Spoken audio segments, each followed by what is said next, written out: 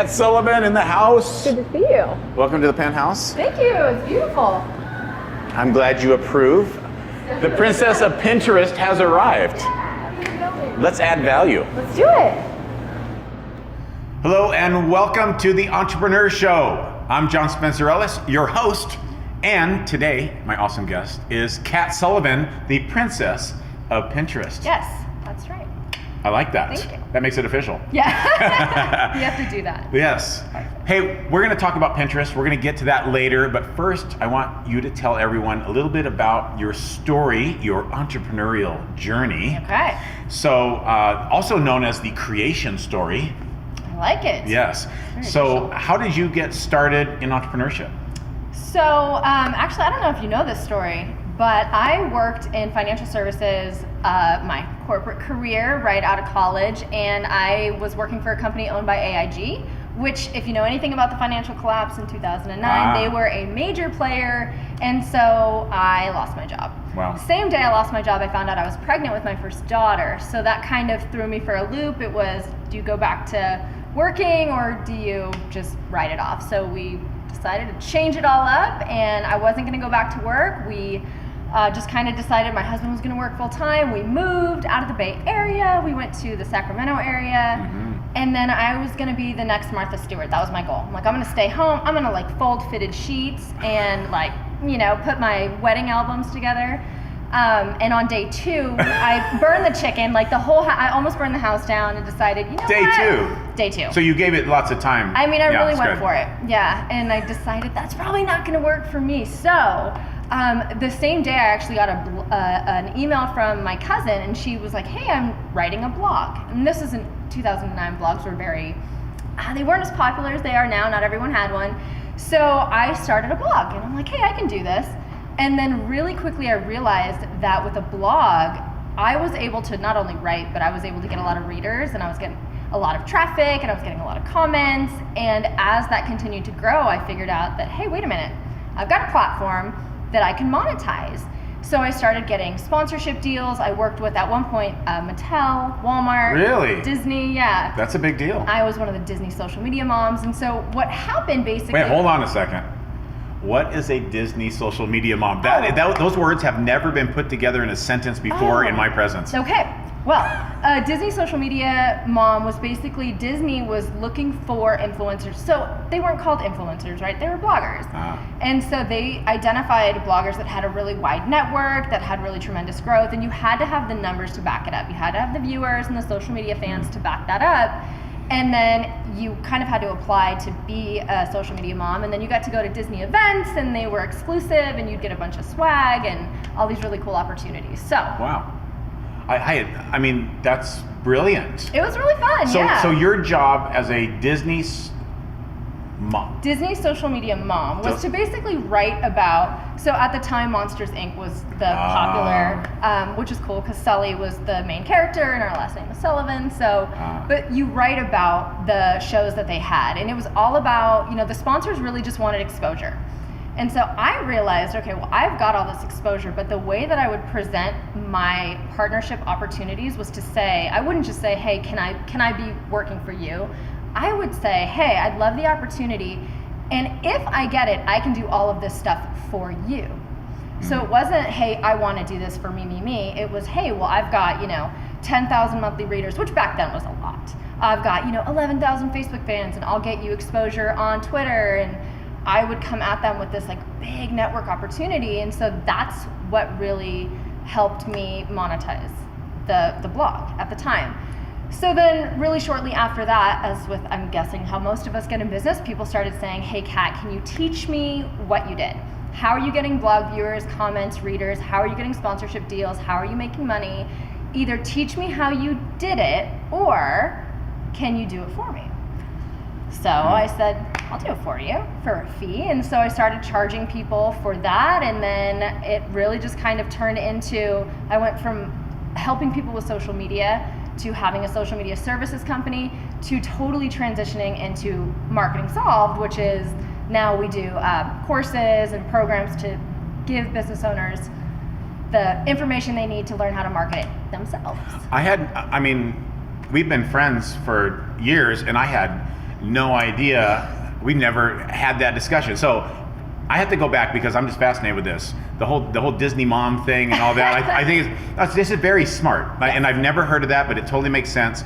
I think you also said Mattel. Mattel. So how did that work with Mattel? Can you say? So most of the companies back then would partner with a third-party company, and so they were responsible for going out and finding the right bloggers that could help them amplify their brand. So you really had to kind of fit into their parameters, and it's very similar. It would be comparable today to influencer marketing. It's exactly what it is, right? They were looking for accounts that had a wide network, targeted to that particular audience, which is why I was getting sponsorship deals with companies that appealed to moms and kids, because that was the majority of my network. So they knew by advertising through me, they were getting in front of their target audience. So in the dollar amount doesn't matter. That's not what I'm asking. With Mattel, as an example, was it financial compensation? So it was both. And so all the deals are structured very differently. So sometimes you would get events, sometimes you would get swag, sometimes you would get paid. And a lot of them were a combination. So a majority of them would be you get paid to write, and then you also get swag of some sort. Again, very similar to influencer marketing now. It's so smart, but it was the way it was done before. I'm sure it's still done that way now, but it's probably done more through Instagram. Exactly. And so back then, like this is 2009, 2010, Instagram wasn't really what it is. I don't even know if Instagram was out. Was it? Okay, we're gonna ask the studio audience here. Do you know what year Instagram started, you guys? 2012. So yeah, it wasn't even around. It's crazy. Okay. So blogging was the medium, it was the platform. And what was cool is, you created your own empire, right? Like you built your own real estate. So you had assets that you could offer to these companies. And the more you had, I realized really quickly, the more you had, the more opportunities you got. And so with social media, I put the gas down and was like, I can grow my social media. Let's see how fast I can do it. And so in like a few months on Facebook, I had 11,000 Facebook fans, which back then was like ridiculous. Nobody was doing that. And so then I would present these big packages to companies and get those deals. Wow. I had no idea. We're gonna talk a lot about Pinterest in the later segments. However, I'm gonna bridge this gap here. How are people influencers on Pinterest? Because you don't hear that a lot. How is it done on Pinterest as compared to other platforms? So it's really the same way, right? You have to just look at the platform as exposure. And any exposure you can get a potential partner or potential sponsor is good exposure, but you have to be targeted to whatever that person wants. So it's really about finding the right opportunity for the right target audience. And so if people want to do promotions with me on Pinterest, right, they're gonna identify whether or not I'm appropriate for their product or for their company, and whether or not my target audience is appropriate for the product.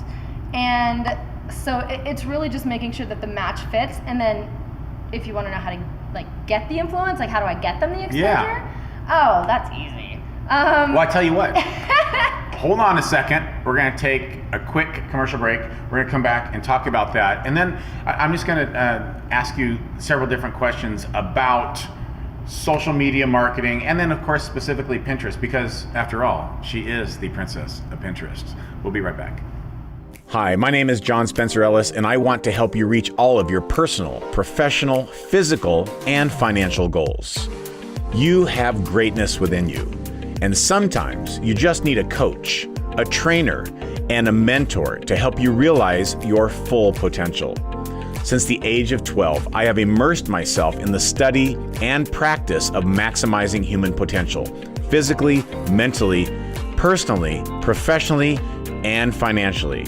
I believe you and I have so much to offer, to experience, and to give to the world. It's time for you to step into your brilliance and shine like you're supposed to right now. I invite you to learn how I can help you reach your goals and dreams. Thanks for your time. Welcome back to the Entrepreneur Show. I'm John Spencer Ellis, and our guest today is the amazing Kat Sullivan, the princess of Pinterest. But you do more than that. We're gonna dive into the Pinterest stuff in just a little bit. But you have a great company called Marketing Solved, and you help entrepreneurs, new, advanced foreign, domestic, right? In between, yep. Men and women, young and old, brick and mortar and online. Come one, come all. We do. All right. So what do you do? So basically, when I was offering services in social media, it really dawned on me that that was not a scalable business, right? Like you can only accept so many services, so many clients, and we had maxed out. I was completely tapped out. I couldn't take on any more people, but we had a huge demand for more business. And so we thought, well, wait a minute, if we could create courses and training programs that could help them, direct them, guide them, show them how they can do it themselves, make it really, really affordable, then they don't need my services, right? They can just buy my course and they can learn how to do it themselves. So that was really where Marketing Solved came from. It was really just built out of a need to serve a wider audience, to be able to give people affordable options to learn how to do it themselves. So when people come to you with little or no, or even a moderate amount of marketing expertise, what is the common, reoccurring, almost predictable challenge that they have that you need to help them overcome? In marketing? Yes. Oh gosh, overwhelm. Hands down, overwhelm. People, there's so many things. They think they need to be everywhere. They need to be on Instagram stories, Facebook ads. I mean, and it just goes on and on and on. And they don't really know where to focus. They think they need to learn all of these things all at once, which they don't. So I think the first thing you have to do is identify, hey, wait a minute, you don't need all that stuff. Slow it down. You might need to be in all those places, but right now you need to identify, hey, what's gonna get you the quickest return to cash. And that's really what I like to help people focus on, because I think that's the most important way to kickstart a business, right? Revenue, money in the bank. That's what helps them keep going. And then once they have something mastered, like Facebook and Facebook ads or social media posting, things like that, then we can say, okay, now it's time to add some stuff on. Let's get some more marketing channels under your belt and working on your behalf. So let's talk about Facebook then. You went there. Let's do it. Let's follow up. What is the biggest mistake people make with paid advertisement on Facebook? The common mistake, you're like, oh my gosh, another person just did that. This is going to sound bad. There's so many mistakes that are being made with paid ads. I think the first one is there's no offer, right? Like they're just putting ads out there because they think, well, everyone's telling me to put an ad out there, so they do, but there's no funnel, there's no process to create a sale. So I like to focus on what it's called a Facebook sales system, right? Where you have an ad and there's a goal. The goal is to either get a lead, the goal is to sell a product, the goal is to get them to your website, whatever that is, whatever their goal and objective is, and then have a follow-up process that's set up that they can sell their products or their services. Okay. So, well, let me ask you this then. We can retarget someone who's already watched a Facebook video. Yes. 3%, 10 seconds, 50%, 75%, 100%. I think there's a few others. I don't recall them all.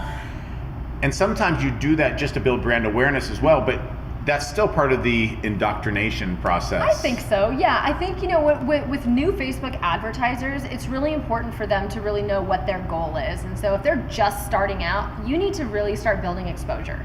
You need to get in front of people. You need to know who your target audience is, and you need to have ads that are set up to do whatever it is you want. So if you're gonna have videos and you want video views, then you need to really slowly start getting in front of people. And then once you build an audience, you can kind of expand on that, right? Building lookalike audiences and retargeting people that have already viewed your videos and things like that.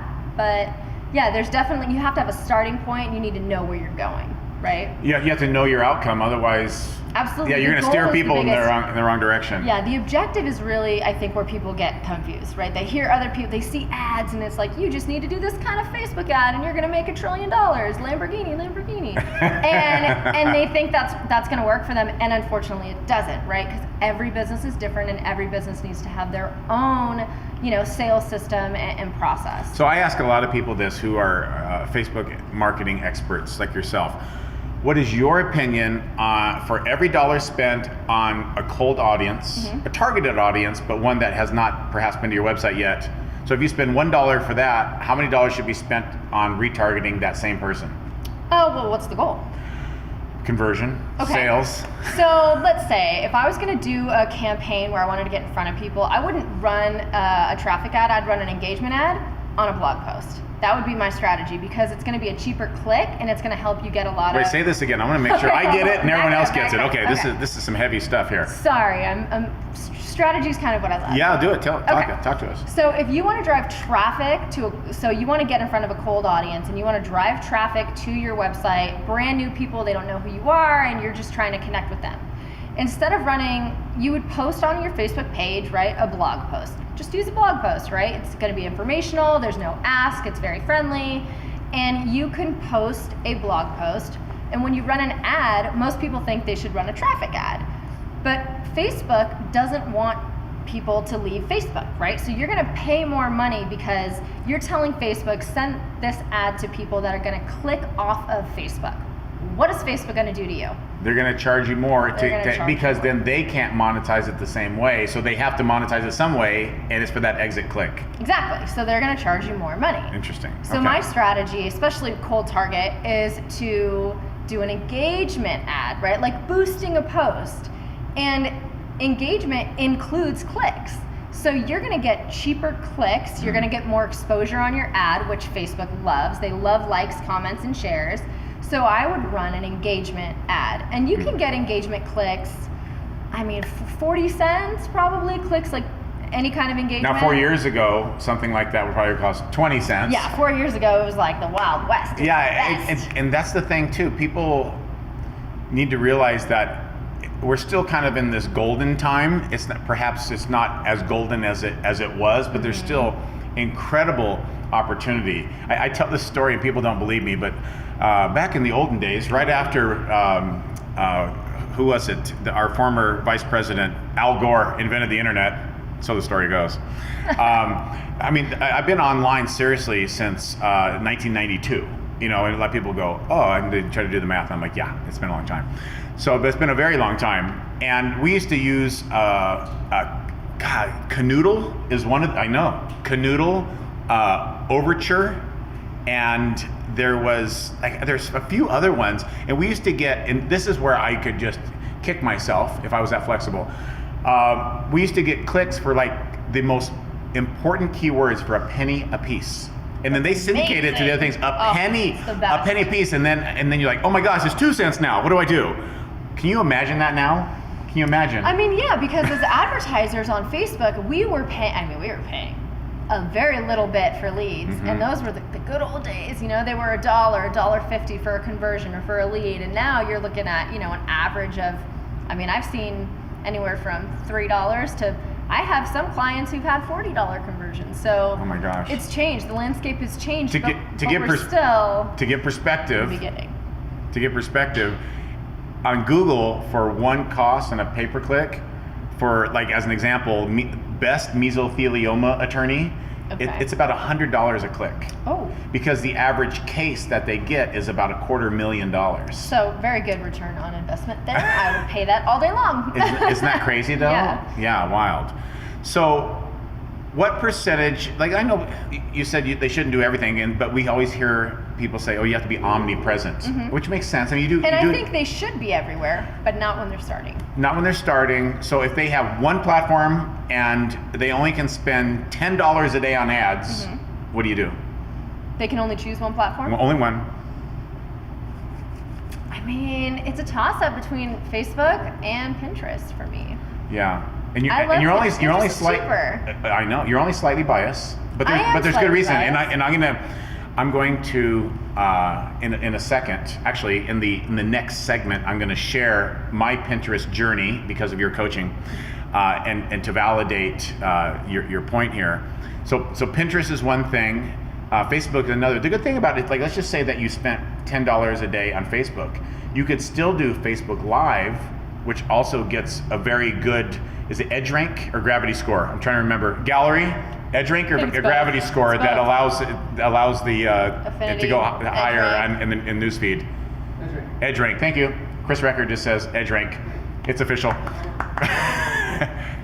All right. Now Peanut Gallery, you guys be nice over there. All right. So there's a lot of different things you can do to make sure that there's always a lot of organic congruent, things right? that you can do. Yes. Absolutely. So I think when it comes to an ad strategy, right? If we're just picking an ad strategy, I'd probably say Pinterest. But if you're trying to build, an empire, then you probably want to go on a place that has a lot of organic opportunities, which I would say would be Facebook Stories, Facebook Pages, Facebook Profile, Facebook Live, and Facebook ads. However, I have been able to now do the same thing on Pinterest. Which is awesome. Yes. Running your marketing company, do you call it a service, an agency? We call it an education company. Okay. Like an online education company. And you also have a SaaS though as well. We do. So we also have been in development with a software which is incredibly outside of my expertise, but wow, it's amazing. We're creating an automated social media software that really just solves all the problems that most business owners have with social media, right? We tell them what to post, when to post, how to post, and then we give them the content. They can easily personalize it, add their logo, click, How save, awesome. and done. Yeah. So we're ready to launch. We're just kind of in the final phase there. Very, very cool. And by the way, if you're not familiar with that term, SaaS, it means software as a service. Basically, it is a software program that lives on the cloud. It lives in the cloud. And no one knows where it is. And by the way, the cloud is just someone else's computer. Right. To be technical. Somebody else's stuff.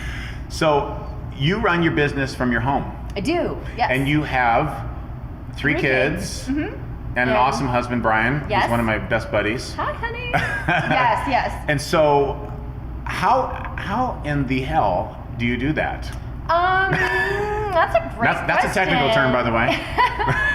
So, you do what you want to do. My husband used to work at Stanford, and he was really just killing himself working at Stanford, 80 hours a week, commuting, and it was my goal as, before starting an actual business. I just said, I want to make enough revenue to get my husband home with me.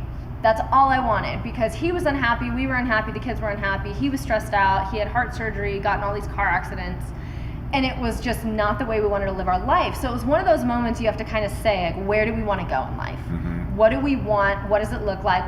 We wrote it all down, right? I recommend everyone does this. Like, if you're not where you want to be, write it down, see where you are and where with you details. want to be. Yes, absolutely. Like, be as crystal clear as you can. And we looked at where we were and where we wanted to be, and they were like completely on just opposite ends of the spectrum. And so we said, you know what, this is not it. So I really, I hustled so hard. I know we don't like the hustle word, but I hustled. I was like, I need to do this. This is what needs to happen, and we did it. So he was able to retire from Stanford, come on full time in the business. So that was really our goal. We wanted that. By the way, I call it strategic hustle. Yes. Because it's the proper work-rest cycle ratio. Absolutely. Yeah. Well, I was working really a lot, but it was worth it, right? The trade-off was so worth it. Getting, for him to be able to walk in and just say, hey guys, last day. And they did not want him to leave. They were He's smart. They wanted him to stay. They were offering him all these deals, and he was like, I'm out of here. We've got another kind of life to live. And so we're, we follow the dream. We're living the dream. You know what, every time that I'm either trying to text you or email you or call you, and then I look on social media and you guys are at the beach. Always. Well, yeah, we moved to the beach. We were serious. It was like we followed that list. We wanted to go to our kids' sports games, and we really decided, hey, let's identify what we want in life and let's go get it, because so many people just do what's expected of them. They get complacent. Everyone thought we were crazy. When I started a blog, people thought I was nuts. They were like, go get a job. Now let me just say, hold on a second. I don't want a job. How many of these people have a job? The people that said that, Everybody how many of said them it. have a career or a job building someone else's dream, and they're completely fulfilled? No one was fulfilled. Okay, that's the thing. But everybody has an opinion on your life and what you should be doing, and so we faced a lot of criticism around our decisions. We lost a lot of friends. It was just a really interesting that's so weird. time. This is the thing, that everyone is equal. All humans are equal. They all need equal respect. Not everyone's opinion counts the same in each situation. Absolutely. But they're equal as humans. Right. I say everybody has an opinion, but that doesn't mean you have to listen. Yeah. Right? So you have to kind of pick and choose. But you learn that along the way, right? I don't know if people criticized you when you started. But People I'm criticize sure me they every did. day. They still do. So welcome to the Entrepreneur Club. I know. Yeah, and God, that's such a bummer. That's such a bummer that people have to be that way. And what I think what happens is people, and I'm generalizing, people through transference, that's a psychological term, through transference, impose their fears, anxieties, uncertainties, and general unease with something on you. And it's really what they're experiencing internally, and they're not even asking what's in your heart, what's in your best interest, what will make you fulfilled. I agree. That's a bummer, but it happens a lot. All the time. Yeah, all the time. And you'd be amazed at who those people are, right? You'd be amazed at where that comes from. Yeah, sometimes they're related by DNA. Sometimes they are. Sometimes you visit them on the holidays. Sometimes they're cutting a turkey on Thanksgiving. That is the most interesting conversation I have with entrepreneurs is how do they do their best to relate to family members who are not entrepreneurial, can't understand them, and then they say, so what have you been up to? And you're like, gosh, if I tell them, I'm gonna weird them out and they're never gonna follow what I'm saying. But if I don't say anything, they're gonna think that I'm being aloof. Right. I know. There's a balance to being able to do those interactions now, especially now that we're successful. Like, we made it. And so there's a lot more support than there was when we were just starting out. I mean, tell your parents you're not going to work at Stanford anymore and just watch what they do, right? Yeah. Well, when I was starting out, my mom says, well, why don't you go work for this nutrition company? And at the time it was Metrics, because I was a consultant to them. This is back in like 99 or something. And I said, I have to continue to build my dream. And I was already an adult at this time. My business, she didn't even know I was a millionaire at that point. I don't know if she didn't know the value of my company, what I was doing or anything. She didn't, but she goes, why don't you go work for Metrics? The next week, Dr. Scott Connolly sold Metrics to Sundown Rexall Company, or some division of that, in Florida. Everyone in California at the time lost their jobs, and then half those people were dismissed after 3 months in Florida. And then I don't even know what happened after that. Yeah, I mean, it's just an example. There's no certainty in life. People say, I want job security. Mm-hmm. It's an illusion. It's an illusion. It never exists. Some people say, well, it used to when, in the good old days and the factories and we had all this stuff. No, it's still an illusion. It may have been a little more stable, but it's always an illusion. There's no permanency. Right. I mean, you're building something else for someone else, right? Right. And so, yeah, entrepreneurs, we get to build our own real estate on our own homes. You know what Chris Record would say about this? Entrepreneurs got choices. He would say that. He would probably rap about it. I bet Billie Jean would help him. I bet this is a great place to film it too. Yeah, this looks vaguely familiar. That's perfect. All right, we'll be right back. This is the last commercial break, and then we're going to find out what the Princess of Pinterest has for you, and I'm going to share my Pinterest success story with you as well. It's from this lady right here. We'll be right back. Hi, my name is John Spencer Ellis, and I want to help you reach all of your personal, professional, physical, and financial goals.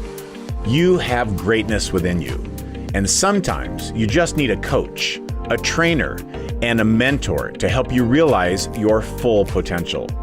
Since the age of 12, I have immersed myself in the study and practice of maximizing human potential, physically, mentally, personally, professionally, and financially.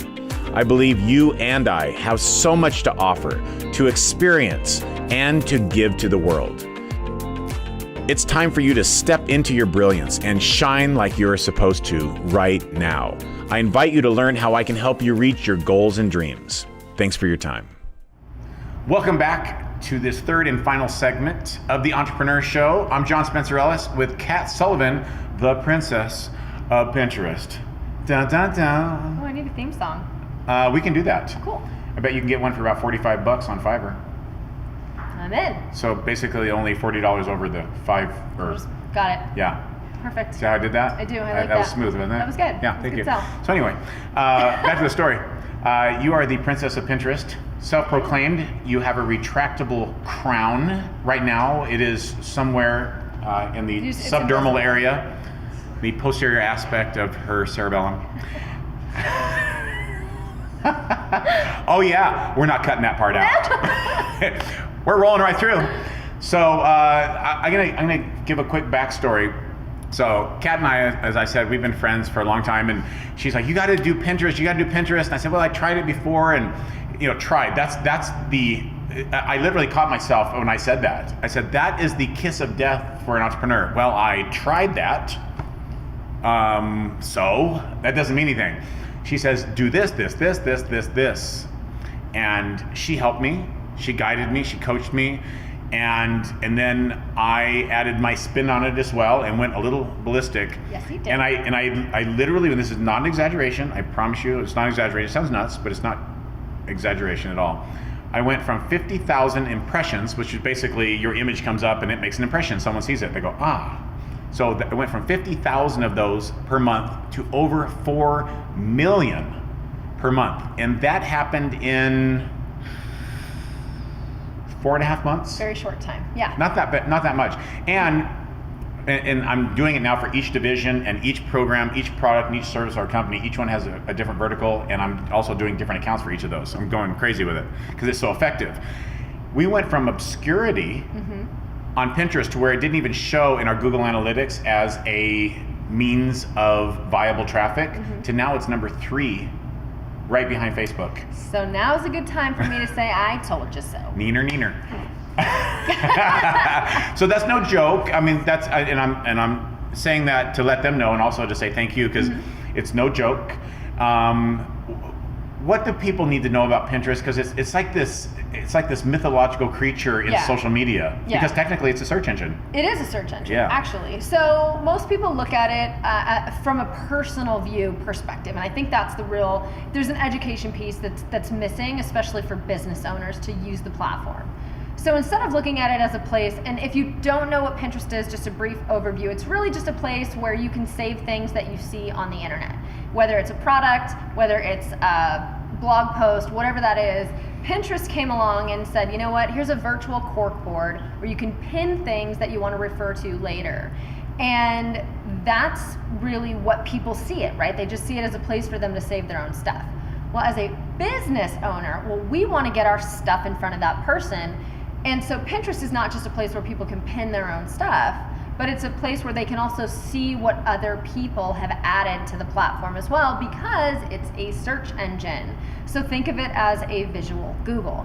You would go to Pinterest and search, personal trainer certification. And that would be something that we wanted to rank Nesta for because he offers a personal trainer certification. So there's some strategy that goes into, creating content that gets in front of the right person searching for the right term. But when you think about it like a visual Google versus a place to just save stuff, as a business, you can approach it in such a different way that you tend to get more eyeballs on your stuff, more clicks to your website, more leads, more subscribers, more sales. One thing that I've noticed is that it's a fact that Facebook is interruption marketing or disruption, what do you want to call it? Basically, people don't go to Facebook to buy something, but they do go to Pinterest to seek something. What is the percent different, or let me think of how to say this. What percent of people go to Pinterest to do research specifically for a buying decision? So I have the stats, and I don't have them memorized, but close enough. It's around like the 80% to 90% range. They're going to Pinterest to plan purchases, and the data and the stats actually back up that they're more likely to buy, and they spend more money than users on other platforms. So as far as business owners and where do you want to spend your time and money, well, I want to be in front of buyers who spend more money and who are more likely to buy, and that's Pinterest. And a lot of people don't know that, right? Well, see, here's the other thing too that I had to mentally get past this.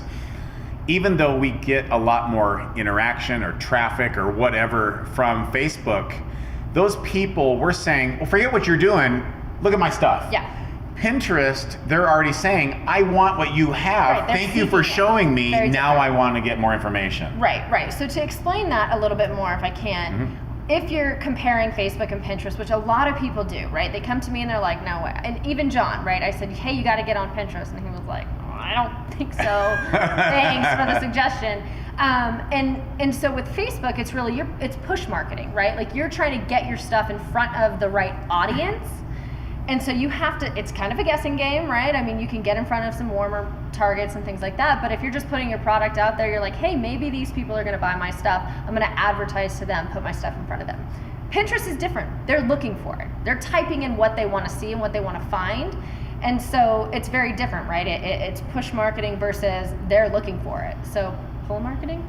Pull, push. Are you making that up? You may have been making it up, and I also still understand what you're talking about. I am going to trademark that. You're then. kind of a big deal. Hey. I love it. All right, so let's talk. Didn't Pinterest just acquire someone from Facebook for their advertising or platform, I should say? So I've told you this, right? I don't remember the this from my specifics. information? I think I did. Yes, so they did. So basically, and I think it was the director of monetization, I'm not totally sure, but it's basically the guy who built the ads platform for Facebook.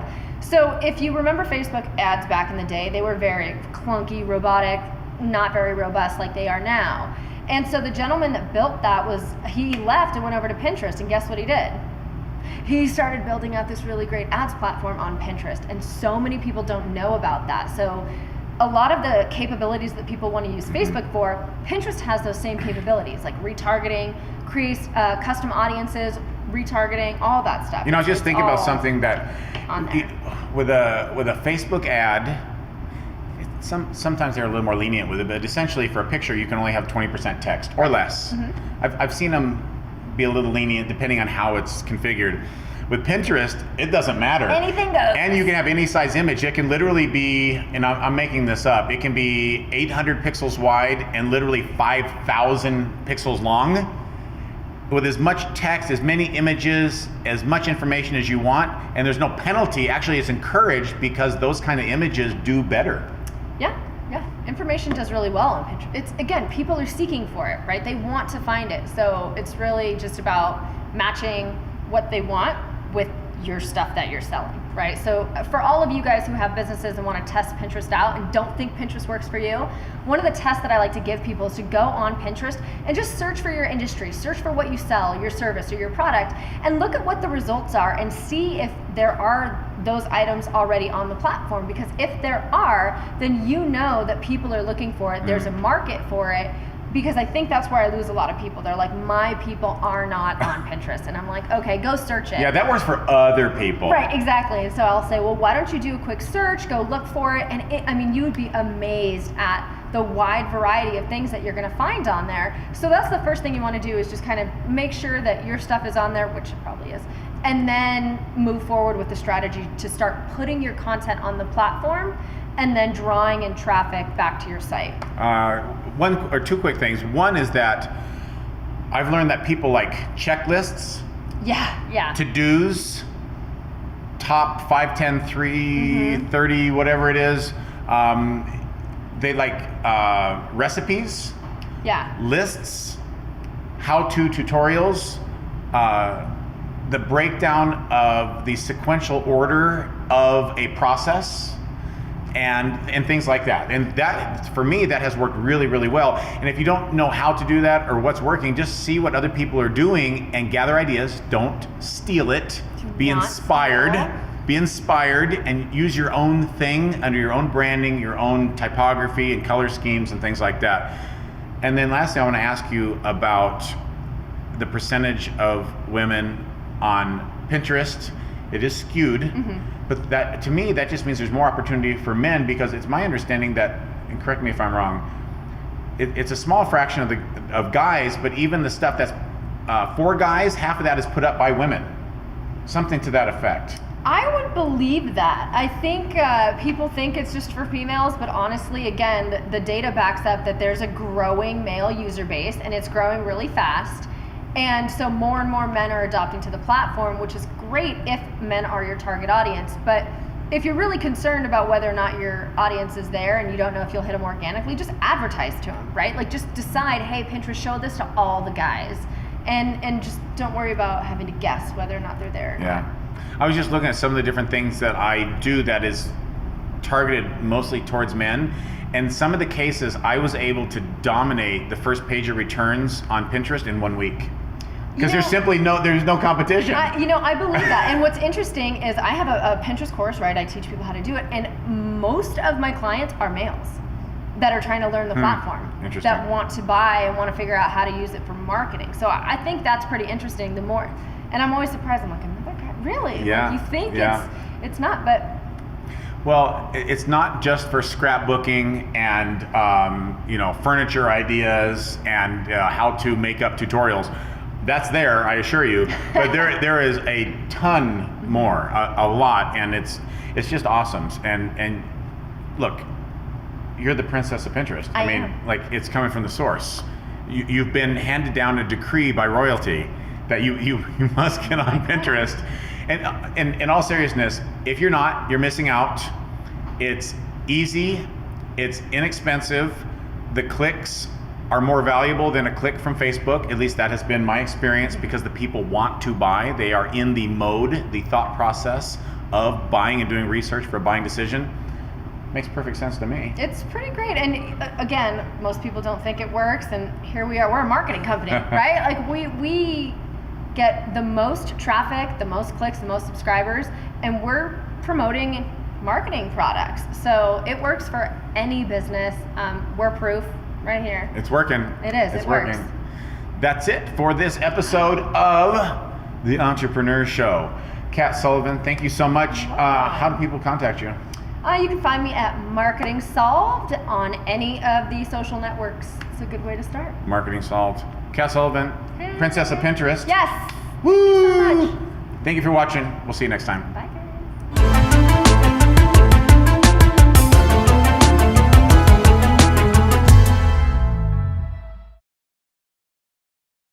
Hi, my name is John Spencer Ellis, and I want to help you reach all of your personal, professional, physical, and financial goals. You have greatness within you, and sometimes you just need a coach, a trainer, and a mentor to help you realize your full potential. Since the age of 12, I have immersed myself in the study and practice of maximizing human potential, physically, mentally, personally, professionally, and financially. I believe you and I have so much to offer, to experience, and to give to the world. It's time for you to step into your brilliance and shine like you're supposed to right now. I invite you to learn how I can help you reach your goals and dreams. Thanks for your time.